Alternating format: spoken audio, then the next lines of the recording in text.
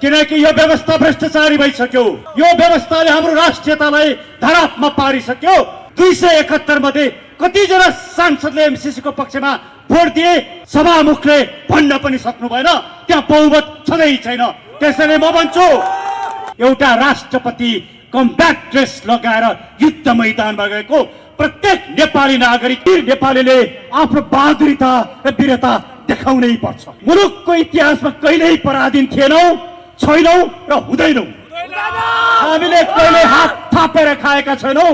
Nepali MCC को भिख थापेर खाने जात होइन। हामीलाई एमसीसी को भिखले विकसित बनाउन सक्दैन, किनकि हामीले बालकृष्णजीलाई देखेका छौं, जसले महाकालीको मुद्दा लड्नुभयो र यो देशलाई बचाउनु भयो। तपाईँ खड्ग प्रसाद ओलीजी, तपाईँ शेरबहादुरजी, तपाईँ माधव नेपालजी, तपाईहरुले भन्नुभएको थियो नि, महाकाली पास भएपछि यो मुलुकमा सूर्य नै पश्चिमबाट उदाउँछ, नेपालीहरूले दुःख गर्नु पर्दैन, हामी सबै अरबपति हुन्छौं।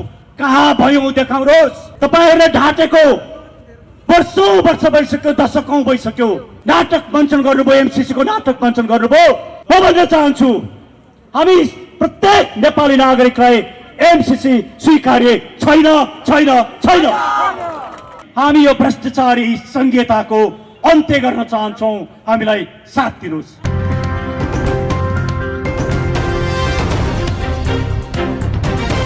मुलुकमा भ्रष्टाचारीहरूले किन शासन सत्ता कब्जा गरेर बसेका छन्? आज भ्रष्टाचार सिंहदरबारबाट गाउँ गाउँसम्म किन पुग्यो?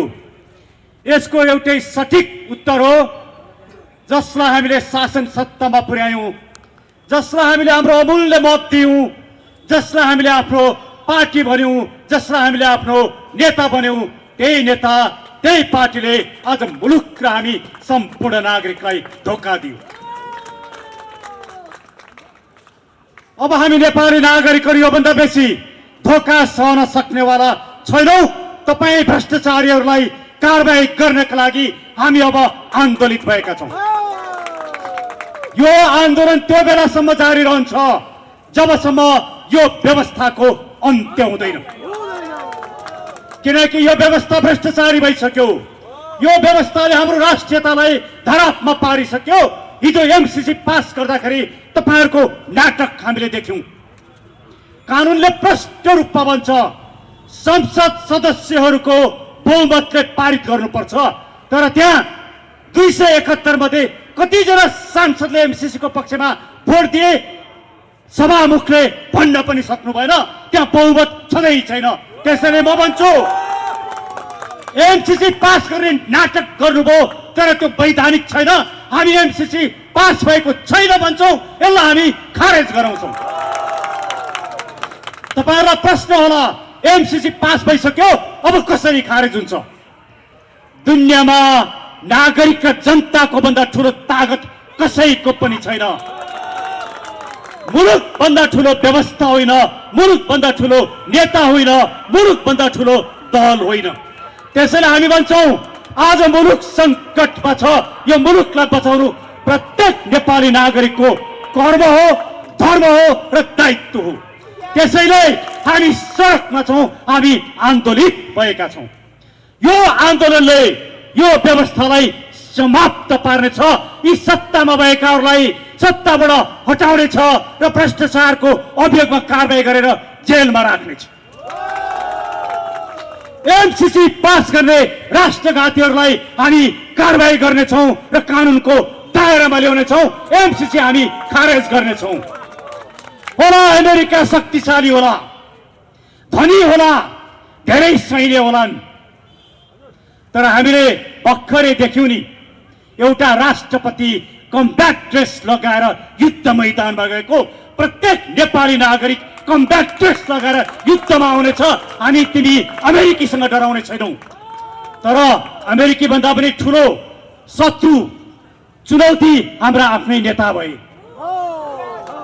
हाम्रो आफ्नै संसद हाम्रो शत्रु भयो, हाम्रो आफ्नै प्रधानमन्त्री हाम्रा शत्रु भए, हाम्रा आफ्नै दलका नेताहरू हाम्रा शत्रु भए। त्यसैले सबभन्दा पहिला हामी अमेरिकालाई भन्न चाहन्छौं, हामी तिम्रा विरोधी होइनौं, तिमीलाई जसरी लोकतन्त्रको माया छ हामीलाई पनि त्यसरी नै लोकतन्त्रको माया छ। तर हाम्रा नेताहरू राष्ट्र विरोधी भए, देशद्रोही भए, लोकतन्त्र विरोधी भए, त्यसलाई अब हामी हटाएरै छोड्छौँ, सत्ताबाट निकालेरै छोड्छौँ। त्यसको लागि तिमी बाधक नबन, एमसीसीलाई बाधक नबनाऊ। यदि एमसीसी बाधक बनाउँछौ भने यो सत्ता फालेर, यो व्यवस्था फालेर हामी एमसीसी खारेज गर्छौँ। अब तपाईँ हामी भ्रम नपरौँ, यो सत्ता र यो व्यवस्थाले एमसीसी खारेज गर्नेवाला छैन। एमसीसी खारेज गर्नका लागि यो व्यवस्था फाल्नुको विकल्प छैन। त्यसैले म भन्छु, सम्पूर्ण नेपाली नागरिकहरू, म नारायण मान विजुक्षलाई भन्छु, तपाईले संसदमा तपाईको पार्टीले एमसीसी को विरोध गर्यो, तपाई सडकमा आउनुभयो, म तपाईलाई सलाम गर्छु। तर अब एक्लै एक्लै नलडौं, आउनुहोस् यो आन्दोलन, यो सडकको नेतृत्व गर्नुहोस्। तपाईलाई नेता मान्न हामी तयार छौं। हामी निशर्त रूपमा तपाईलाई नेता मान्छौं। आउनुहोस् एउटा सिंगल एजेन्डा बनाऊ, एमसीसी वादीलाई परास्त गरौं, एमसीसी वादी सत्तालाई परास्त गरौं, यो व्यवस्थाको अन्त्य गरौं, नागरिक सरकार बनाऊ। म केशर बहादुर विष्ट दाइलाई भन्छु, तपाई एउटा राष्ट्रवादी नेता हो। आज मुलुक रोएको छ, तपाई यहाँ आएर हाम्रो नेतृत्व गर्नुहोस् न। तपाईलाई केले छोक्यो, केले रोक्यो, तपाईलाई हामी नेता मान्न तयार छौं। म राजेन्द्र लिङ्गदेनजीलाई भन्छु, चुनावको नाटक नगर्नुहोस्। चुनावले राज संस्था पनि आउँदैन, हिन्दू धर्म पनि आउँदैन। सडकमा आउनुहोस्, तपाईलाई म नेता मान्न तयार छु, तर सडकमा आउनुहोस्।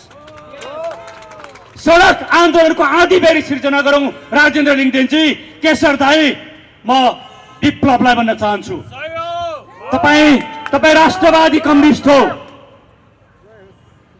तपाईसँग हामी सहकार्य गर्न तयार छौं। यो मुलुक बचाउनका लागि आउनुहोस् सडकमा, सँगै एकै ठाउँ मोर्चा बनाएर लडौं। म सिपी मैनालीलाई भन्छु, तपाई यो मुलुकको मूर्धन्य कम्युनिस्ट नेता हो। आउनुहोस् न, हाम्रो नेतृत्व गर्नुहोस्, यो सडकको नेतृत्व गर्नुहोस्, नेपाली नागरिकको नेतृत्व गर्नुहोस्। हामी तपाईहरु सबैलाई नेता मान्न तयार छौं, तर हामी भ्रष्टाचारीलाई सहन सक्दैनौं, हामी देशद्रोहीलाई सहन सक्दैनौं। खड्ग ओलीजी, म तपाईलाई भन्छु, एमसीसी पास नगरिन्जेल तपाई संसद अवरुद्ध गर्ने, एमसीसी पास गर्ने दिन तपाई एमसीसी पास गर्न संसदमा नाटक गर्ने, पास गर्न दिने तपाईको राष्ट्रवाद खोइ। त्यसैले खड्ग ओलीजी, तपाई एमसीसी वादी हो, अब तपाईलाई परास्त गर्नुपर्ने नेपाली नागरिकको कर्तव्य बन्यो। तपाई यो ठान्नुहोस् कि एमाले अब शासन सत्ता गर्छ, निर्वाचनमा जित्छ, हामी नै सत्तामा आउँछौं। नेपाली नागरिक अब बुझ्ने भइसकेका छन्। अब एउटै मात्रै विकल्प हो, त्यो हो हामी सबै राष्ट्रवादीहरू एक ठाउँमा आएर आन्दोलन गरेर यो व्यवस्थाको अन्त्य गर्नु मात्रै विकल्प हो। हामीले देख्यौं प्रचण्डजी, तपाई व्याख्यात्मक घोषणा गरेर एमसीसी पास गरेर मुलुकलाई बचायौं भन्दै पत्रकार सम्मेलन गर्नुभयो। म तपाईलाई चुनौती दिन चाहन्छु, म अन्तर्राष्ट्रिय कानुनको प्राध्यापक हुँ, मैले विश्वका धेरै देशमा अन्तर्राष्ट्रिय कानुन पढाएको छु। व्याख्यात्मक टिप्पणीले न एमसीसी संशोधन हुन्छ, न परिमार्जन हुन्छ, न परिवर्तन हुन्छ, न त्यसको कमाया फुरिस्ट पनि तलमाथि हुन्छ, त्यसको कुनै कानुनी अर्थ छैन। त्यति कुरा आज हामी प्रत्येक नेपाली नागरिकले बुझिसकेका छौं। तपाईकै संसदमा भीम रावलजीले भन्नुभयो, तपाईकै संसदमा मिनेन्द्र रिजालजीले पनि भन्नुभयो कि यो व्याख्यात्मक घोषणाको कुनै कानुनी अर्थ छैन। सुरेन्द्र पाण्डेजीले पनि त्यही भन्नुभयो, देव गुरुङजीले पनि त्यही भन्नुभयो। हिजो मात्र मेरो भीम रावलजीसँग कुराकानी भएको थियो। म भीम रावलजीलाई भन्छु, भीम रावलजी, तपाई एमालेमा बसेर तपाई एमालेको नेता अब बन्न सक्नुहुन्न, तपाई अब सडकमा आउनुहोस् र सडकको नेता बन्नुहोस्। म सुरेन्द्र केसीलाई भन्छु, टेलिभिजनमा अन्तर्वार्ता दिएर, युट्युबमा अन्तर्वार्ता दिएर यो मुलुक परिवर्तन हुँदैन। तपाई सडकमा आउनुहोस्, तपाईलाई नेता मान्न म तयार छु। आज प्रत्येक प्रत्येक नेपाली नागरिक मुलुक बचाउन चाहन्छ र नेतृत्व देख्न चाहन्छ। तपाईँ हामी किन सबै एक ठाउँमा आउन सक्दैनौँ? केले रोक्यो, केले छेक्यो? मलाई नेतृत्व चाहिएको छैन, मेरा मित्र बालकृष्णजीलाई पनि नेता आउनु छैन। हामी कालो कोट खोलेर सडकमा आएका छौँ। हामी भोलिदेखि निरन्तर रूपमा माइतीघर मण्डलमा 11 बजेदेखि 5 बजेसम्म आन्दोलनरत हुनेछौँ। तपाईँ पनि आउनुहोस्, भीमरावजी आउनुहोस्, सुरेन्द्र केसीजी आउनुहोस्, विष्णुदाई आउनुहोस्, विप्लवजी आउनुहोस्, प्रकाण्डजी आउनुहोस्, सिपी मैनालीजी आउनुहोस्। मैले तपाईँलाई सडकबाट निम्ता गरेको छु, कोठामा होइन। यो सडकको निम्ता, नागरिकको निम्ता हो। तपाईँ आउनुहोस् र साथ दिनुहोस्। जब मुलुक सङ्कटमा हुन्छ तब नेपाली वीर नेपालीले आफ्नो बहादुरीता र वीरता देखाउनै पर्छ। हामी मुलुकको इतिहासमा कहिल्यै पराधीन थिएनौँ, छैनौँ र हुँदैनौँ। हामीले कहिले हात थापेर खाएका छैनौँ। नेपाली एमसीसी को भिख थापेर खाने जात होइन। हामीलाई एमसीसी को भिखले विकसित बनाउन सक्दैन, किनकि हामीले बालकृष्णजीलाई देखेका छौँ, जसले महाकालीको मुद्दा लड्नुभयो र यो देशलाई बचाउनु भयो। तपाईँ खड्गप्रसाद ओलीजी, तपाईँ शेरबहादुरजी, तपाईँ माधव नेपालजी, तपाईँहरूले भन्नुभएको थियो नि, महाकाली पास भएपछि यो मुलुकमा सूर्य नै पश्चिमबाट उदाउँछ, नेपालीहरूले दुःख गर्नु पर्दैन, हामी सबै अरबपति हुन्छौँ। कहाँ भयौँ देखाउनुहोस्। तपाईँहरूले ढाँटेको वर्षौं वर्ष भइसक्यो, दशकौं भइसक्यो। आज फेरि तपाईँले अर्को नाटक मञ्चन गर्नुभयो, एमसीसी को नाटक मञ्चन गर्नुभयो। म भन्न चाहन्छु, हामी प्रत्येक नेपाली नागरिकलाई एमसीसी स्वीकार्य छैन।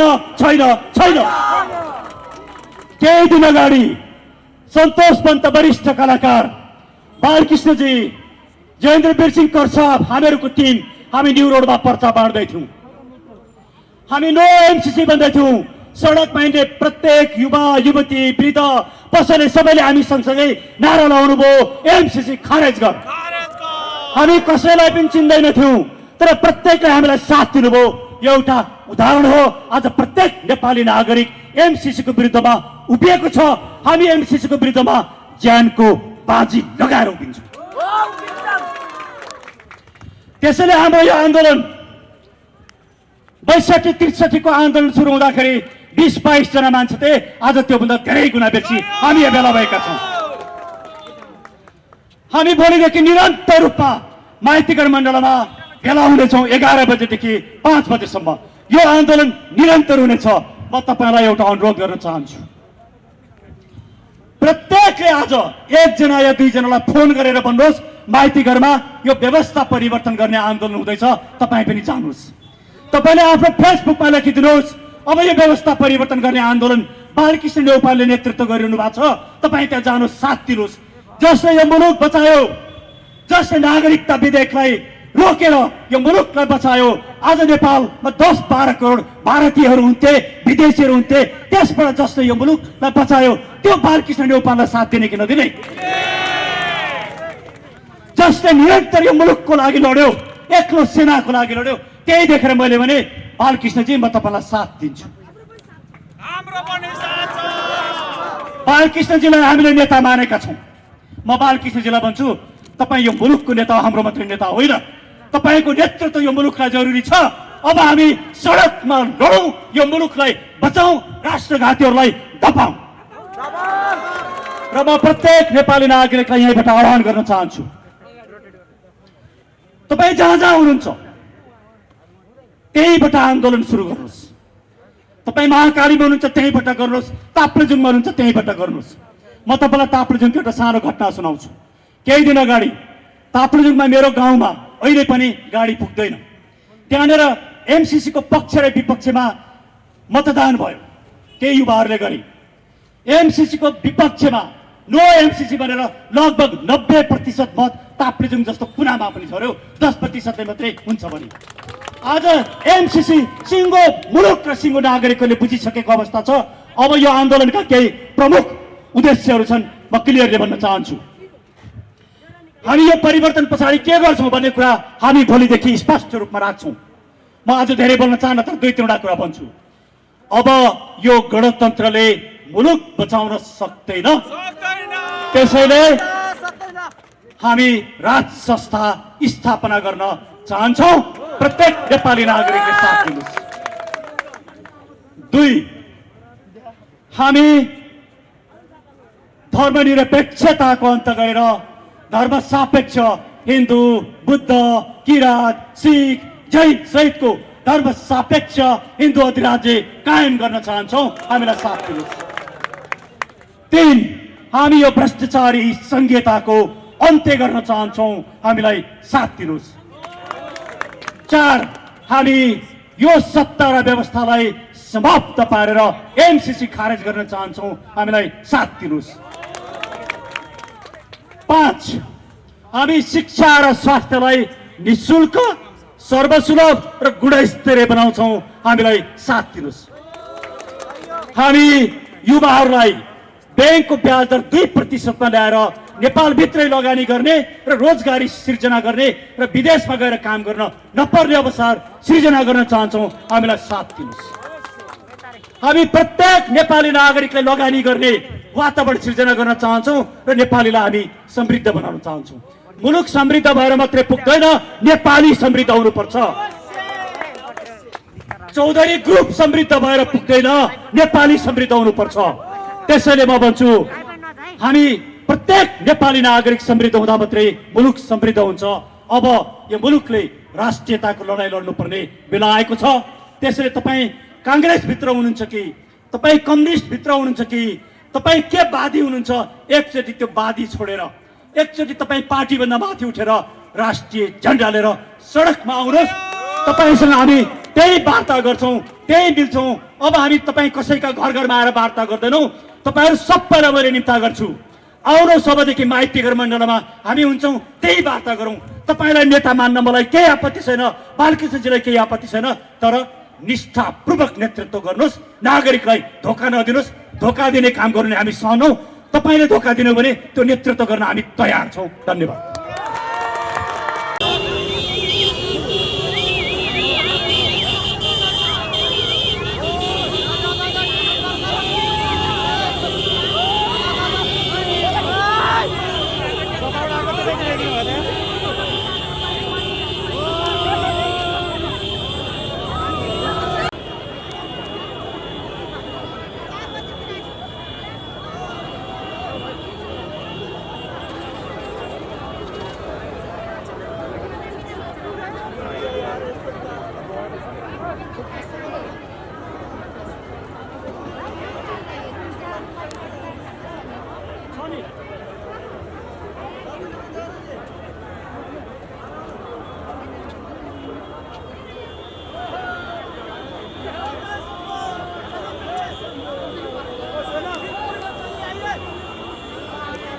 हल्ला करवे में आदमी बढ़ती तो कहाँ काट करोड़ पकड़ ले लेते हो।